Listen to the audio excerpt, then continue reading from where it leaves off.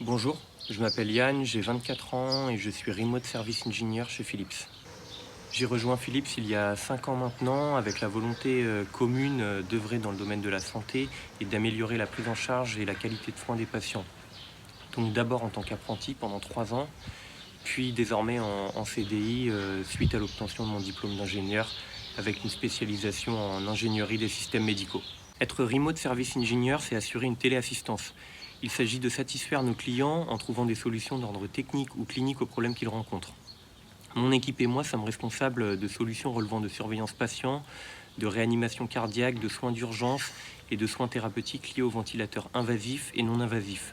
Tout autant d'équipements qui sont indispensables au service de réanimation, service particulièrement sous tension ces dernières semaines en raison du Covid-19. La France s'était fixé un objectif de 14 000 lits en début de crise et cela constitue un véritable défi. En effet, nos clients se sont réorganisés et ont transformé leurs différents services en services de réanimation.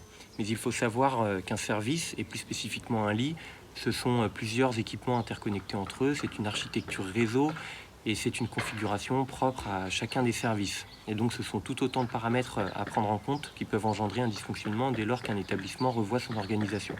En cette période, notre métier prend tout son sens et nous nous devons d'être présents pour nos clients, nos soignants, et c'est la raison pour laquelle nous assurons désormais un service 7 jours sur 7. La première difficulté a été de faire face en début de crise à l'afflux d'appels de nos clients qui avaient tous des demandes très urgentes, très graves, et nous n'avions que très peu de temps pour organiser nos interventions. Il s'agissait de revoir la configuration technique et clinique de leur système afin de faire face à leur tour à l'afflux de patients infectés.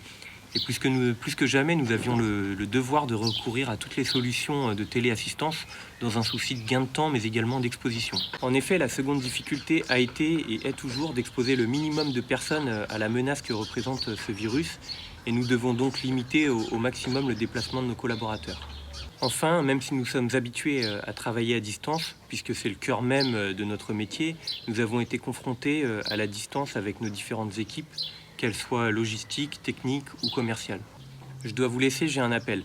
Mais avant, j'aimerais adresser un grand merci à nos clients et plus particulièrement à tous nos soignants. Alors merci. Innovation and you. Philips.